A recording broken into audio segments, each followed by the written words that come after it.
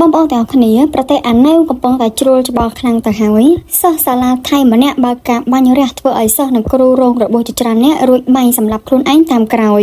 យ៉ាងហោចណាស់គ្រូបង្រៀនម្នាក់ត្រូវបានសម្លាប់និង4អ្នកផ្សេងទៀតបានរងរបួសនិងស្លាប់ដោយសារតែសិស្សម្នាក់បានបើកការវាយប្រហារនៅក្នុងសាលាព័ត៌មានបឋមយោងទៅតាមស្នងការនគរបាលខេត្តនន្ទបុរីបានបញ្ជាក់អំពីជនរងគ្រោះនៅក្នុងចំណោមអ្នករងរបួសមានគ្រូម្នាក់និងសិស្ស3នាក់ចំណែកជនសង្ស័យដែលជាខ្មាន់កំភ្លើងបានធ្វើអត្តឃាតខ្លួនឯងតាមក្រោយ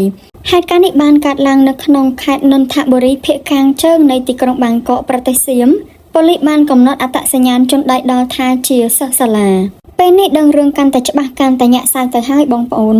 ជនដៃដល់បានសម្លេះតាយាយបង្កើតខ្លួនឯងនៅផ្ទះរួចទៅហើយទើបទៅបាញ់រះនៅឯសាលាទីបំផុតសរុបអ្នកស្លាប់ទាំងអស់ចំនួន9នាក់នៅថ្ងៃទី7ខែសីហាឆ្នាំ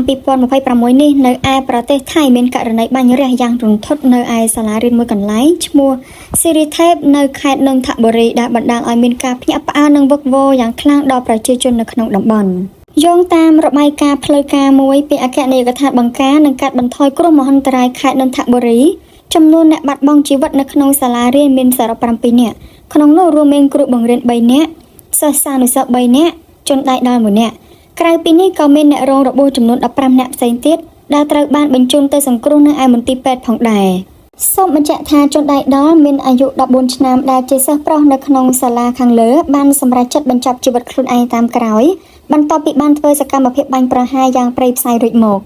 ដោយសមត្ថកិច្ចបានរកឃើញសាកសពរបស់គេស្ថិតនៅក្នុងបន្ទប់រៀនមួយអ្វីដែលធ្វើឲ្យកាន់តែភ្ញាក់ផ្អើលជាងនេះទៅទៀតនោះគឺមុនពេលធ្វើដំណើរមកសាលារៀនយុវជនបង្កហេតុបានចោះដៃសម្លាប់តានិងយាយរបស់ខ្លួនឯងនៅក្នុងផ្ទះម្ដុំវត្តឡាតផ្លាឌុកដែលសពតាត្រូវបានរកឃើញនៅផ្ទះបាយចំណែកឯសពរបស់យាយរកឃើញនៅក្នុងបន្ទប់ដេកហើយបច្ចុប្បន្ននេះផងដែរឪពុករបស់យុវជនបង្កហេតុបានធ្វើដំណើរមកដល់ទីកន្លែងកាត់ហេតុហើយខណៈដែលកម្លាំងសមត្ថកិច្ចកំពុងតែនាំខ្លួនលោកទៅសួរយ៉ាងដិតដល់បំផុតហើយប៉ូលីសក៏បានសួរនាំអំពីប្រវត្តិនៃការប្រើប្រាស់អាវុធ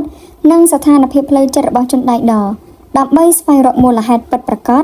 ដែលនាំឲ្យគេឈានដល់ការសម្លាប់លើគ្រួសារនិងការបាញ់ប្រហារនៅក្នុងសាលាបែបនេះដោយឡែកអាជ្ញាធរកំពុងតែបន្តពិនិត្យកន្លែងកាត់ហេតុយ៉ាងល្អិតល្អន់ដើម្បីប្រមូលភស្តុតាងនិងធ្វើកសោវិច័យសាកសពនៅក្នុងបំណងផ្ដល់យុត្តិធម៌និងការបកស្រាយច្បាស់លាស់ដល់សង្គមទាំងមូលក្នុងនោះលោកនាយករដ្ឋមន្ត្រីស្រុកអាណែវគឺលោកអនុទានឆាន់វរៈកុលក៏បានប្រាប់អ្នកយកព័ត៌មានពីវិមានរដ្ឋាភិបាលទីក្រុងបាងកកផងដែរថា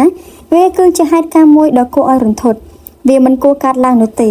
ហើយតើរឿងនេះអាចកើតឡើងនៅក្នុងប្រទេសយើងបានដោយរបៀបណាទៅ